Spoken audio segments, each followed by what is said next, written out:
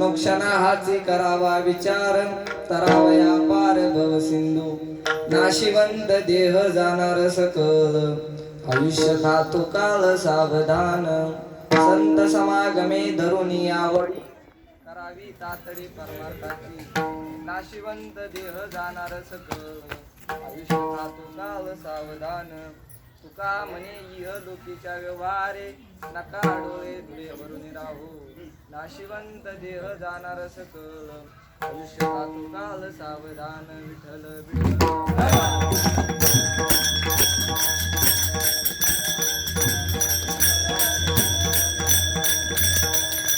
वक्रतुंड महाकाय सूर्यकोटी समप्रभ, नमस्ते सर्वकार्येषु सर्वदा.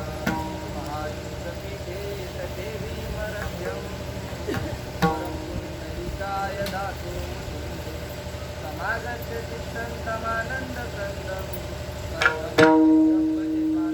पांडुरंगा करो प्रथम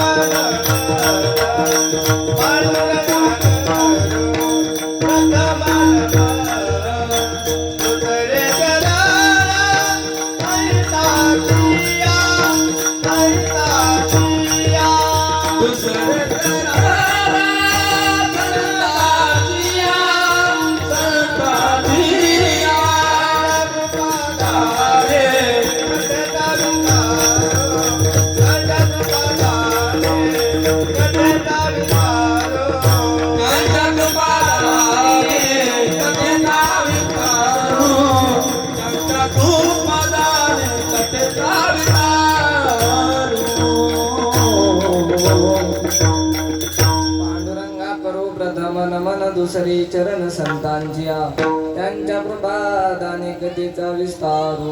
बाबाजी सद्गुरु दास तुका, जयांचे केले स्मरण.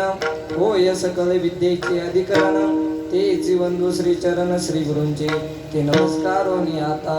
नमो ज्ञानेश्वरा नमो ज्ञानेश्वरा, निवृत्ती उधारा सोपान देवा. मुक्ताबाई नमो त्रिभुवन पावनी, अध्यात्रय जननी देवाची.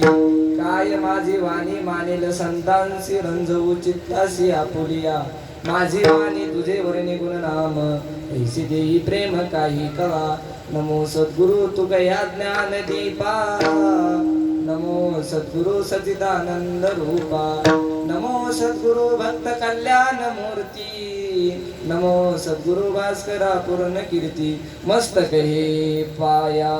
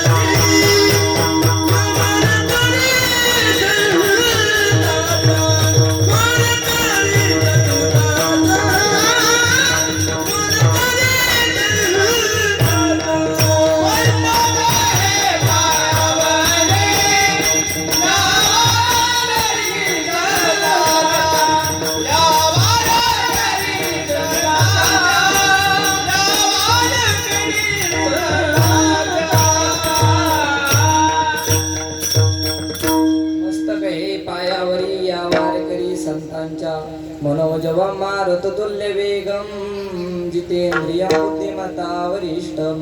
वातात्मजं वानरायोत्तम मुख्यं, श्रीरामदूतं शरणं प्रपद्ये. शरण शरण हनुमंता तुम्हालो रामदूता, काया भक्ती जत्या वाटा मज धावाव्या सुभटा. विठ्ठल विठ्ठल.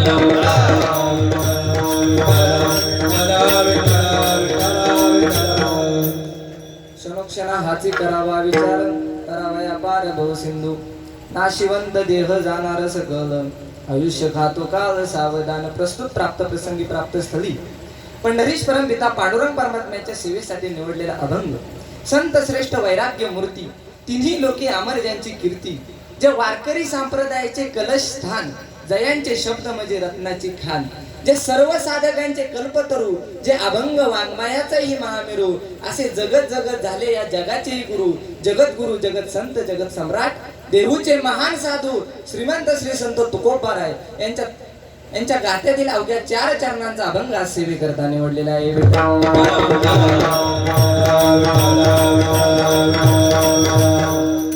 अभंगाच्या भावार्थाकडे वळण्यापूर्वी अल्पसा परिहार देणे अत्यंत गरजेचे आहे. तो म्हणजे असा की थोर साधू संतांच्या पदस्पर्शाने पावन झालेल्या या रावणगाव पुण्यनगरीमध्ये आदरणीय वंदनीय संदीप अनिल रांधवन यांच्या वर्षश्राद्ध, पुण्यतिथी, पुण्यस्मरण याच्यापेक्षा जर सर्वात योग्य शब्द वापरायचा म्हणलं तर आज या आत्मामुक्तीच्या दिनानिमित्त इथे जमलेले आपण आहोत. आणि या जमलेल्या निमित्ताने इथे कीर्तन आयोजित केलेलं आहे. विठ्ठल वर्षश्राद्ध, पुण्यतिथी, पुण्यस्मरण याच्यापेक्षा जर सर्वात योग्य शब्द म्हणायचा झालं तर आज आत्मामुक्तीचा दिन. पण हा शब्द का वापरायचा तर मरण पावलेला माणूस 1 वर्षाने त्याचा आत्ममुक्त होत असतो. 1 वर्षाच्या आतमध्ये कोणत्याच माणसाचा आत्ममुक्त होत नसतो. आज श्राद्धाचा कार्यक्रम झाल्यानंतर पाण्यामध्ये नैवेद्य सोडल्यानंतर त्या आत्म्याला शांती मिळत असते. त्यामुळं आजच्या दिवसाला आत्मामुक्तीचा दिन म्हटलं पाहिजे. हे आपलं देह नावाचं घर आहे. या देह नावाच्या घरी आत्मा नावाचा पाहुणा राहायला आलेला आहे. आणि हा आत्मा नावाचा पाहुणा एके दिवशी हे देह नावाचं घर सोडून जाणार आहे. त्यामुळं या वर्षश्राद्ध म्हणण्यापेक्षा आत्मामुक्तीचा दिन शब्द हा योग्य आहे. विठ्ठल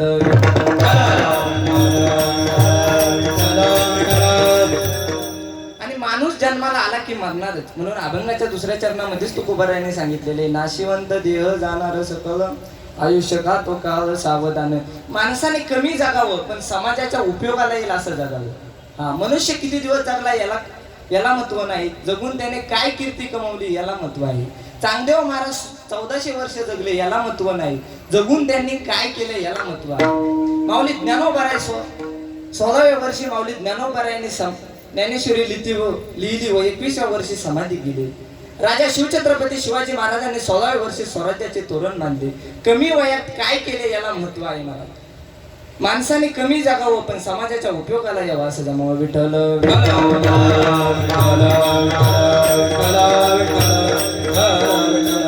आता अभंगाचा सरळ अर्थ बघायचा झाला तर अभंगाच्या प्रथम चरणामध्ये तुकोबाराय म्हणतात क्षणोक्षणा हाची करावा विचार तरावया पार भव सिंधू. बहुसमुद्रामध्ये बुडालेल्या लोकांनी पलीकडे जाण्याचा विचार वारंवार करावा असं अभंगाच्या प्रथम चरणामध्ये तुकोबाराय सांगतात. अभंगाच्या 2ऱ्या चरणामध्ये तुकोबाराय म्हणतात नाशिवंत देह जाणार सकल आयुष्य खातो काळ सावधान. तो असा की हा देह नाशिवंत आहे. हा नाशिवंत देह कधीतरी लयात जाणार आहे. माणसाचं मरण हे अटल आहे. माणूस मरणारच. आज मेला नाही तरी उद्या मरणार आहे, पण मरणार आहे. आता काही माणसं म्हणतात की आमचं म्हातारं 100 वर्ष जगलं. मग तुम्ही इतक्या दिवस ठेवलंच कशाला? त्याला मारून टाकायचं ना. त्याला 100 वर्ष जगून राहायचं कसं हे कळालं नाही. मग तिथं 50-50ची 2 माणसं बसली नसतील का? त्यामुळे जगणं कमी असावं पण संतांनी सांगितलं जगणं कमी असावं पण समाजाला उपयोगी यावं असं सांगितलं. तर अभंगाच्या 3ऱ्या चरणामध्ये तुकोबाराय सांगतात संत समागमे धरून आवडी करावी तातडी परमार्थाची. संतांची संगत धरून परमार्थाची तातडी जेवढ्या लवकरात लवकर करता येईल ती तातडी लवकरात लवकर करावी. अभंगाच्या शेवटच्या चरणात तुकोबाराय म्हणतात तुका म्हणे इह लोकीच्या व्यवहारी नका डोळे दुरे भरून लावू. तुकाराम महाराज म्हणतात प्रपंचाच्या व्यवहारी जाऊ नका. प्रपंचाच्या जर व्यवहारी गेले तर तुमच्याकडून परमार्थ काही घडू शकत नाही. हा झाला अभंगाचा सरळ किंवा थोडक्यात अर्थ. विठ्ठल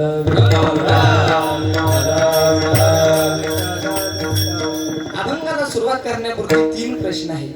दुसऱ्याला सांगण्यापूर्वी आपल्याला माहित असावं, दुसऱ्याला सांगणार आहे ते त्याला कळावं आणि जे सांगायचे ते त्याच्या हिताचं असावं. आणि हिताचं सांगणारे या जगात 2च झाले, एक आपले आई वडील आणि 2 संत. माझ्या मुलाचं चांगलं व्हावं हे आईला वाटतं, माझा मुलगा मोठा व्हावा हे बापाला वाटतं आणि हे जग सुखी व्हावं हे संतांना वाटतं. जगाच्या कल्याणा संतांच्या विभूती हा कष्टविधी परोपकारी.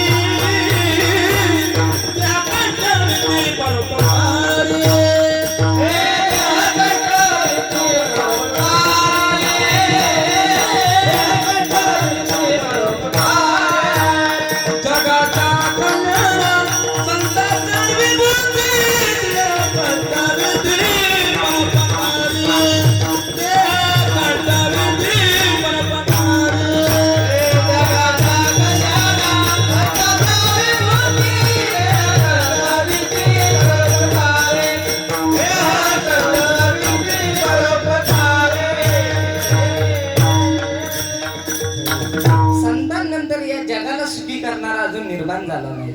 अभंग तुकाराम महाराजाचा आहे. तुकाराम महाराज या अभंगातून जगाला उपदेश करतात की माणसाने सतत विचार करावा. इतर पशुपक्ष्यांपेक्षा माणसाचा मेंदू मोठा आहे. या मेंदूमध्ये 7 कोटी तंतू आहेत आणि प्रत्येक तंतूमध्ये 1 कोटी स्मृती वाढवण्याची क्षमता आहे असं शास्त्रज्ञांचे मत आहे. माणसाचा जन्म डोक्याकडून झाला म्हणून कोणतेही कार्य करताना प्रथम माणसाने विचार करावा. खाताना विचार करावा, बोलताना विचार करावा, चालताना विचार करावा. प्रत्येक गोष्टीचा जर बारीक विचार केला तर पुन्हा पश्चाताप होणार नाही. मानव हा विचार प्रधान प्राणी आहे. विचारामुळे माणसाचे जीवन घडते आणि अवचरामुळे माणसाचे जीवन बिघडते. एका गावात 2 मित्र राहत होते. एकाचे नाव विवेक व एकाचे नाव वैभव होते. दोघे शेजारी राहत होते. आई वडील गरीब असल्यामुळे काही शिक्षण घेता आले नाही. वय 20-21 वर्ष झालं. दोघांनी विचार केला की आई वडिलांच्या कष्टावर किती दिवस जगायचं, काहीतरी उद्योग सुरू करू. म्हणून या दोघांनी ठरवले की जवळ जंगल होते, जंगलातील झाडे तोडू आणि शहरात उदरनिर्वाह करू. व्यवसाय सुरू केला. पण दोघांचे विचार भिन्न होते. विवेकला वाटायचं शिकायला मिळालं असतं तर किती बरं वाटलं असतं आणि वैभवला वाटायचं अचानक लॉटरी लागली तर किती बरं होईल. लाकूड तोडायचा व्यवसाय 2 वर्षभर केला. एके दिवशी जंगलात लाकडे तोडताना त्यांना आवाज आला, धावा वाचवा, धावा वाचवा. एवढ्यात त्यांनी ज्या दिशेला आवाज आलाय त्या दिशेला धाव घेतली. त्यांनी पाहिलं तर एका वाघाने माणसावर झेप घेऊन रक्तबंबाळ केली होती. या दोघांच्या हातात कुऱ्हाडी होत्या. या दोघांनी निर्भयपणे कुऱ्हाडी मारल्या आणि त्या माणसाला वाचवले. आणि विवेकने विचारले, आपण तर राजासारखे दिसता, जंगलात एकटे कसे काय? तो माणूस म्हणाला, मी या देशाचा राजा आहे, पण माझ्या सैनिकांची चुकामुक झाल्यामुळे मी या वाघाच्या तापडीत सापडलो. तुम्ही दोघांनी माझे प्राण वाचवला, मी तुमचे आभारी आहे. उद्या तुम्ही दरबारात या, तुम्ही जे मागाल ती गोष्ट मी तुम्हाला द्यायला तयार आहे. तेवढ्यात राजाचे सेवक आले व राजाला राजधानीत घेऊन गेले व विवेक आणि वैभव सुद्धा आपापल्या घरी गेले. रात्रभर विचार केला. राजा प्रसन्न झालाय, काय मागावे? दुसऱ्या दिवशी सकाळी उठले, राजदरबारात गेले. राजाने तातडीची सभा बोलावली.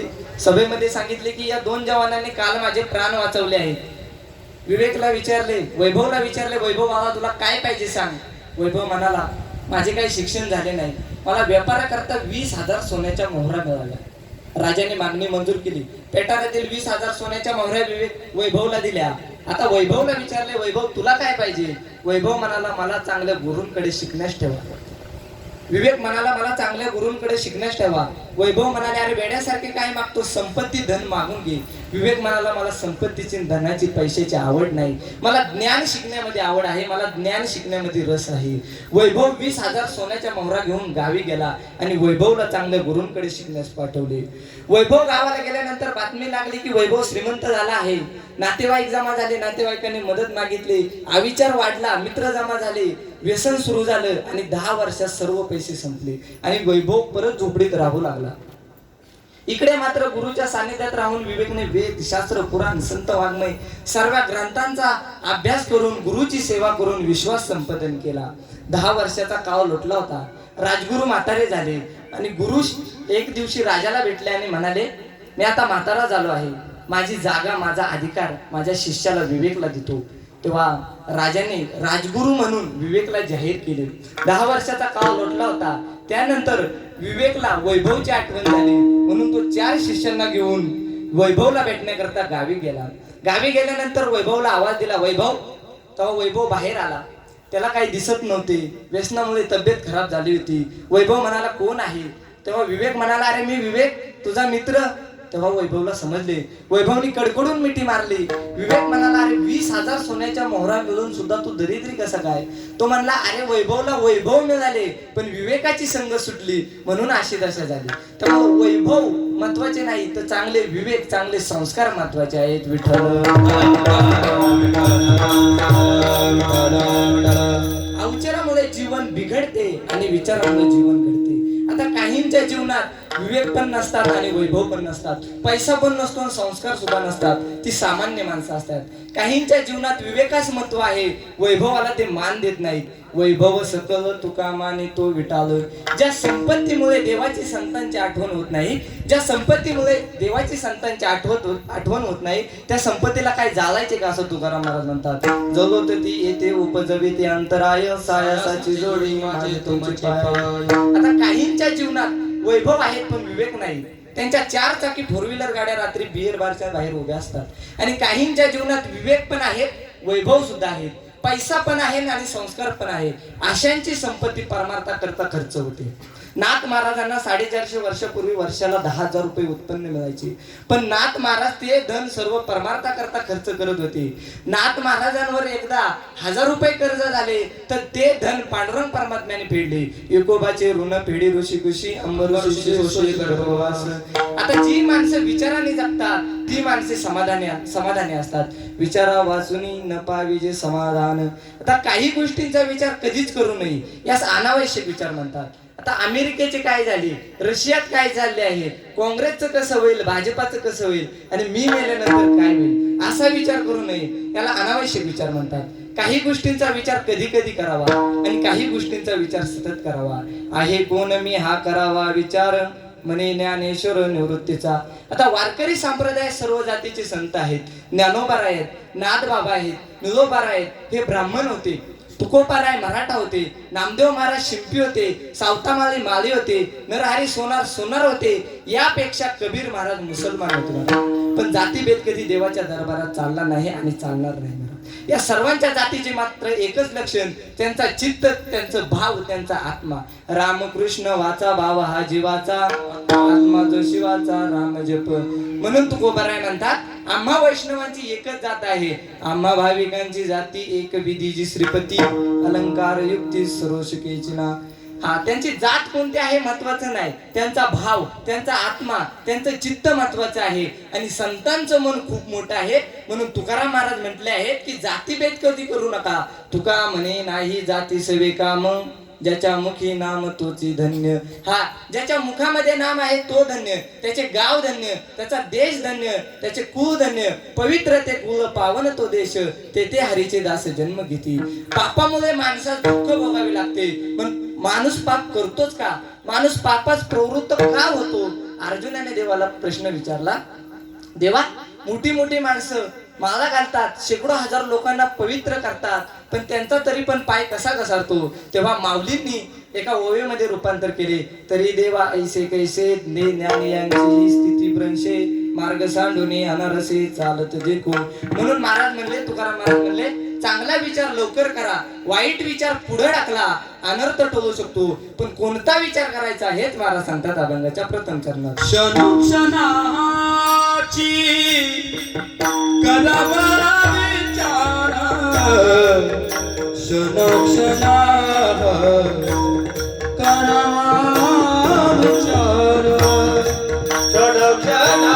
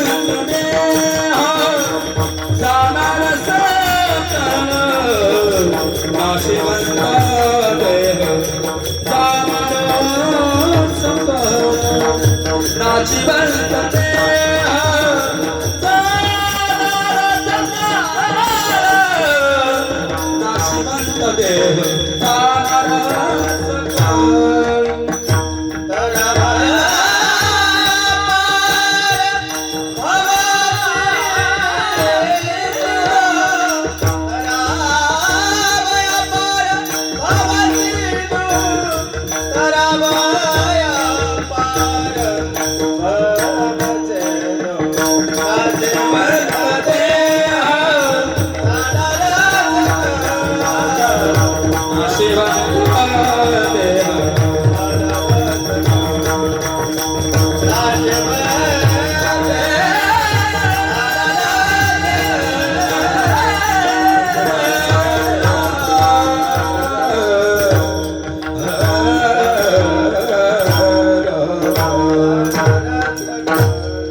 क्षणोक्षणा हाची करावा विचार तरावा या पार बहुसिंधू.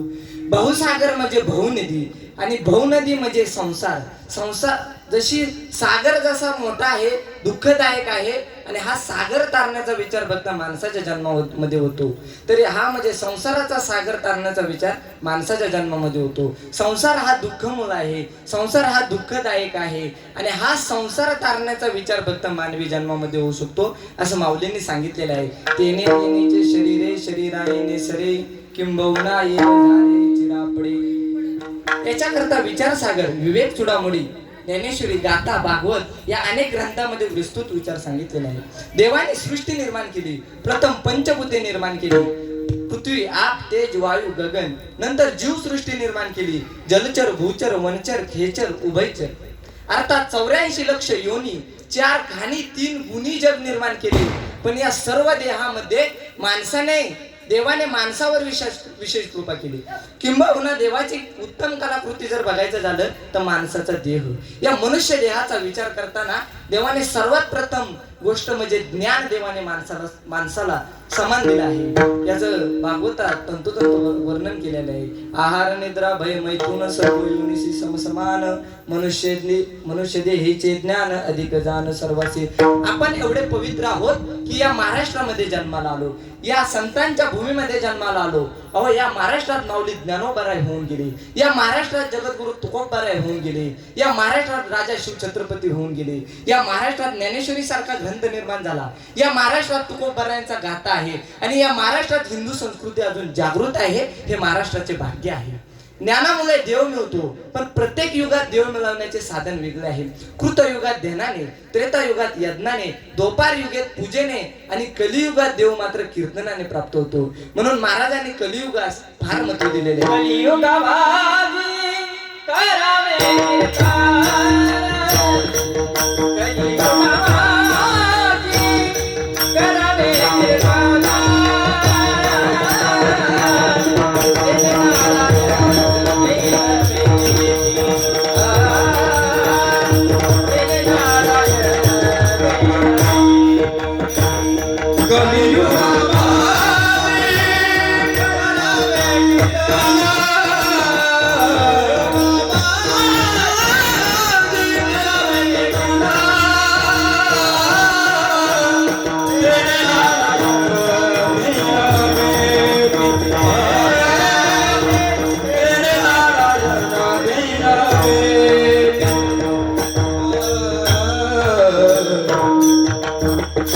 त्यामुळे कलियुगात कीर्तन ऐकणे, कीर्तन करता नाही आले तरी कीर्तन श्रवण करणे, देवांची भक्ती करणे आणि नम्रपणे जगणे, तुम्हाला देव मिळणारच महाराज. आणि देव मिळवण्यासाठी चांगल्या गुरूंची संगत करावी. मग ते गुरु कोणते आहेत? कृष्ण माझा गुरु, कृष्ण माझा तारो, उतरी पहिलं पारो भवनदीचा. हा, शास्त्रात गुरुचे 4 प्रकार पडतात: गुरु, सद्गुरु, श्री गुरु आणि जगद्गुरु.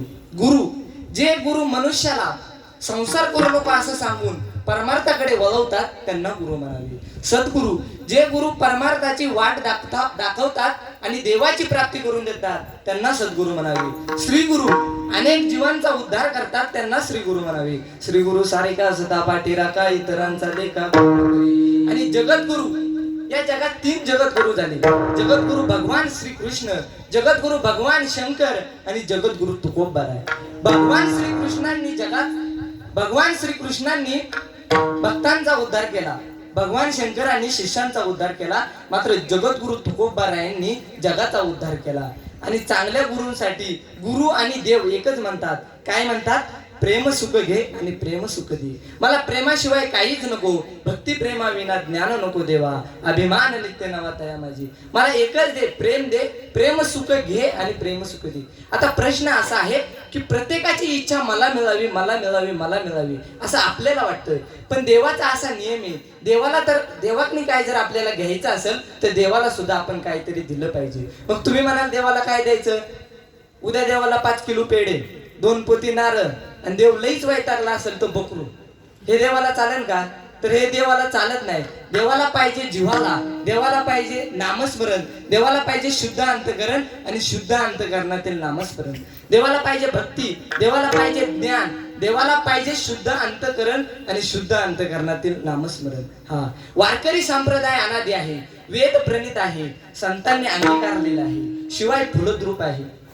वारकरी संप्रदायाची 5 तत्वे आहेत: देव, संत, ग्रंथ, तीर्थक्षेत्रे आणि साधना. वारकरी संप्रदायाचा देव पांडुरंग आहे, तोच रामकृष्ण आहे. वारकरी संप्रदायाचे संत ज्ञानदेव आहेत, नामदेव आहेत, एकनाथ महाराज आहेत, तुकोबार आहेत, नलोबार आहेत, अनेक संत आहेत. वारकरी संप्रदायाचे ग्रंथ ज्ञानेश्वरी, गीता, भागवत, विचारसागर, विवेक चुडामणी अनेक ग्रंथ आहेत. वारकरी संप्रदायाचे तीर्थक्षेत्रे आळंदी, देहू, पैठण, त्र्यंबकेश्वर अनेक तीर्थक्षेत्र आहेत. आणि वारकरी संप्रदायाची साधना नामसंकीर्तन आहे. नामसंकीर्तन साधन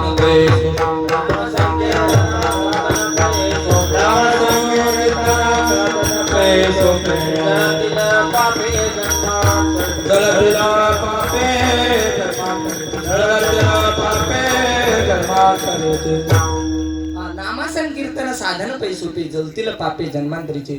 महाराज म्हणतात जाऊ देवाची या गावा, देव देईल विसावा. अर्थात संकल्प करतात, कारण महात्म्याचे संकल्प, वारकऱ्याचे संकल्प, त्यांचे बोलणे देवाविषयी असते.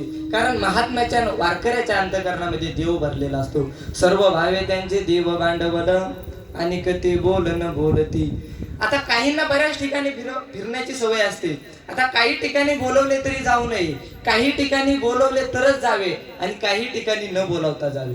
काही ठिकाणी बोलवले तरी जाऊ नये, भांडणाला, मारामारी करायला, दारू प्यायला, व्यसन करायला बोलवले तरी जायचं नाही. आणि काही ठिकाणी बोलवले तरच जावे, लग्नाला, वाढदिवसाला, असा पुण्यस्मरणाचा कार्यक्रम असेल किंवा कशा ठिकाणी बोलवले तर जावे आणि काही ठिकाणी न बोलवता जावे, ते म्हणजे देवाच्या आणि संतांच्या गावी. तुका म्हणे जवळी न पाचारिता जावे, संत चरणी भावे रे गावया. मग महाराज ते गाव कोणतं आहे? आता पंढरपूरला जायचे, मग ते गाव कोणतं आहे? त्या गावाचा पत्ता सांगा.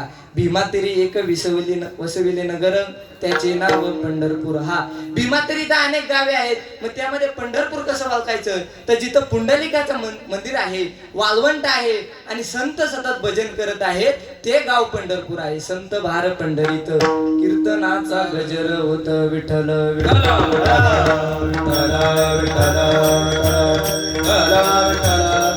माणूस जन्माला आला त्यानंतर देवाने सांगितलं की एकदा तरी तू पंढरीची वारी कर, आणि जर पंढरीची वारी केली नाहीस तर तुझा देह हा नाश पावणार आहेच. तरी पण तू या देहाचं येऊन तुझं सार्थक झालं नाही, हा देह तुझा कायम नाशच पावणार आहे. हेच महाराज सांगतात अभंगाच्या नाशिवंत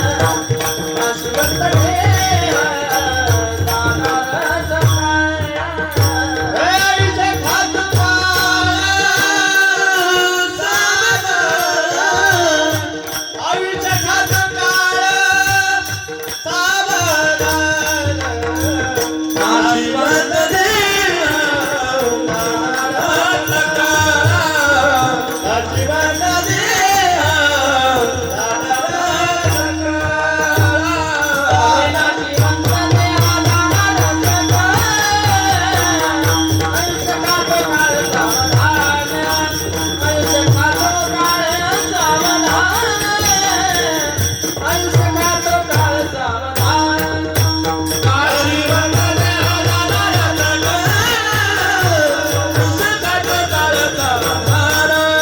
आयुष्य खातो काळ सावधान आयुष्य खातो काळ सावधान आयुष्य खातो काळ सावधान हो, नाशिवंत देह जाणार सकल आयुष्य खातो काल सावधान. की हा देह नाशिवंत आहे आणि हा नाशिवंत देह कधीतरी लयात जाणार आहे. आता महाराज आपण जन्माला आलो हे मरणारच आहे आणि जे कमावणार आहे ते आपल्या सोबत काय येणार नाहीये महाराज. हा, आणि या जगात आपण आहे तोपर्यंत आपलं कोणीच नाहीये महाराज. हा, 2 कॉलेजचे मित्र होते. एका मित्राने आपल्या मित्राला सांगितलं की सोमवारी माझं लव्ह मॅरेज आहे, तरी तू माझ्या लग्नाला सोमवारी ये. तर त्याचा मित्र म्हणाला कोण आहे ती? मी तर तुझ्या सोबत असताना कधी तिला मी पाहिजे नाही. ती म्हणली तो म्हणला शी इज माय कॉलेज फ्रेंड. ती कॉलेजची फ्रेंड आहे, मी 8वी पासून तिच्या सोबत शिकत आहे. तो म्हणला ठीक आहे, आता सोमवारी मला तर काही येतं जमायचं नाही, पण मंगळवारी मी नक्की येईल. मंगळवारी मी तुला आशीर्वाद द्यायला नक्की येईल, आशीर्वाद पण देईल, चहा पाणी पण होईल आणि वहिनीला सुद्धा बघील. मला बरं तू मंगळवारी तरी ये. आता ज्याचं सोमवारी लग्न होतं हे मंगळवारी त्याला भेटायला गेला, तर ज्याचं सोमवारी लग्न होतं ते असं दाढीला हात लावून बसतो. आता त्याचा मित्र गेला, तो म्हणाला काय झालं रे, वहिनी कुठे? तो म्हणाला नाही, लग्न झालंच नाही. तुला काय झालं? तुला नाही हे यातच समाधान मानायचं ना असंच राहायचं. तो म्हणाला झालं काय, तुला एवढं बाता आणत होतास त्या दिवशी, अचानक काय झालं? तो म्हणाला आम्ही कोर्टात गेलो, तिने पहिली कोर्टाची पायरी चढली, ती म्हणली मी तुमचीच आहे, मी तुमच्यावर जीव गवाळून टाकलाय, मी तुमच्या हृदयात आहे, मी तुमची झाले असं समजा. दुसरी पायरी चढली, ती म्हणाली माझा एक तुम्हाला प्रश्न आहे. तो म्हणाला विचार की. ती म्हणाली माझा एक तुम्हाला प्रश्न आहे. तो म्हणाला तुम हे तो जान हे, तू काही पण विचार, मी तुला सांगायला बसलोय. ती म्हणाली तुमच्या नावे बँकेमध्ये किती रुपये? म्हणजे आता प्रेम कशावर आहे? पैशावर. तो म्हणाला 25 रुपये. हे ऐकल्याबरोबर पोरगी म्हणाला पळाली. आता त्याचा मित्र त्याचाच जोडीदार होता, तो काय कीर्तनकार नव्हता. तो म्हणाला अरे अरे अरे काय चान्स सोडलास तू. बोला अरे तिला सांगायचं माझ्या नावे 25 रुपये, पण माझ्या चुलत्याच्या नावे 5 लाख आहे आणि त्याला वारस कोण नाही, माझीच आहे सगळी संपत्ती. तो म्हणला तू हे मला शिकवतो का? तिच्या नादापायी मी 12वीला 3 वेळा मराठीत नापास झालो, मराठीचा असून. तिच्या नादापायी मी बारक्या पोरांना बिस्किटचं पुढं रुपये गेलं माझं, आणि मोबाईलचं तर काही सांगू नको. आणि तू मला शिकवतो का? तिला मी एवढंच म्हणलो की माझ्या नावे 25, माझ्या चुलत्याच्या नावे 5 लाख रुपये. तिने एवढंच ऐकलं आणि ती माझ्या चुलत्या सोबतच पळून गेली.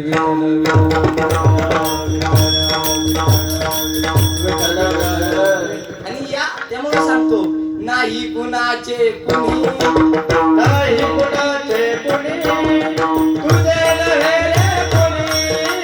नाही कुणाचे कुणी, तुझे नव्हे रे कोणी. अंती दादुले खटकारा माझे अंती दादुले खटकारा माझे नाही कुणाचे कुणी, तुझे नव्हे रे कोणी. नाही कुणाचे कुणी, तुझे नव्हे रे कोणी. अंती दादुले कडा प्राणा माझे म्हणूनी. अंती दादुले कडा प्राणा माझे म्हणूनी. कुणाचे भाव कुणाचे, कोण कुणाचे सखे सोय रे. कोण कुणाचे सखे सोय रे. कोण कुणाचे सखे सोय रे. एका मागे सर्व राहिले कुटुंब धागे दोरे. या मायेचा बाजार, राजा मायेचा बाजार. नाही कुणाचे कुणी, तुझे नव्हे रे कोणी. नाही कुणाचे कुणी, तुझे नव्हे रे कुणी. अंती दादुले गळ्या प्राणा माझे म्हणूनी. हे अंती दादुले गळ्या प्राणा माझे म्हणूनी. माझे म्हणूनी. माझे म्हणूनी. हा, आणि माणसांना फुकट पाहिजे. हा देह नाशिवंत असला तरी या देहामध्ये जगत असलं तरी माणसांना फुकट पाहिजे. हा, एकाला कळालं की कोकणात नारळ फुकट आहे, सकाळीच निघाला, सकाळी गेला कोकणात पोचला. आता विचार करावा ना, आता फुकट नारळ म्हणल्यावर नारळाच्या झाडाची उंची किती, लांबी किती, सर्व विचार करून वर चढायचा ना. चढला वर चढल्यानंतर आता नारळाचं झाड असं वागतं, तसं तो सटकलं, तसा लाटाकल्यानंतर अर्धा पाऊण तास झाला. लोक खालून बघून जायची. लोकांना वाटायचं भाषे घेत असलं तर कुठं उगाच नको ते कुठाने करून घ्यायचे. लोक बघून जायला लागली. नंतर 2 तासानंतर एक उंटवाला बाजाराला चाललो होतो. तेव्हा तो वरचा माणूस ओरडून म्हणला, ए उंटवाल्या, मला खाली घे, तुला मी 500 रुपये देतो. आता आला होता नारळ घ्यायला कसा, फुकाट, पण आता किती द्यायला लागतात, 500. आता तो उंटवाला म्हणला, याच्यात तंगड्या धरायच्यात, 500 रुपये ना बघत. बोला थांब. त्याने ते उंटावर उभं राहिलं ना, असं तंगड्यांना धरलं. आता उंटाला वाटलं वजन कमी झालंय, उंट गेला पुढे निघून. उंट गेल्यानंतर दोघायला टाकले. तर वरचा म्हणायला लागला, वरचा म्हणायला लागला, देऊ का रे तुझे 500. खालचा म्हणायला लागला, अजून 1000 घे, पण वरचा हात सोडू नको. विठ्ठल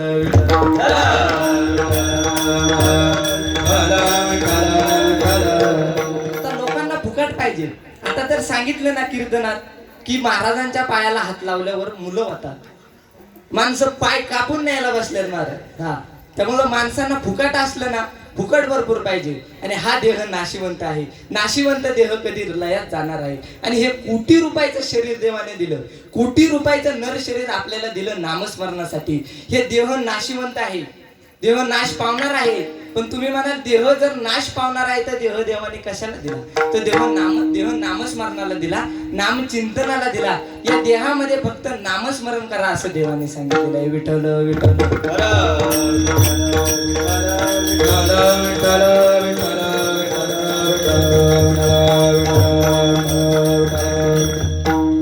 नामस्मरण करत राहा. आणि या जगात जगत असताना नामस्मरणामध्ये आपल्या 3 वेळ आहेत, अनर्थक, निरर्थक आणि सार्थक. अनर्थक, जी वेळ व्यसनात, भांडणात, पत्ते खेळण्यात, जुगार खेळण्यात जाते ती वेळ अनर्थक. निरर्थक, जी वेळ सिनेमा, टीव्ही, नाटके, तमाशे असले पाहण्यात जाते त्याला निरर्थक म्हणावे.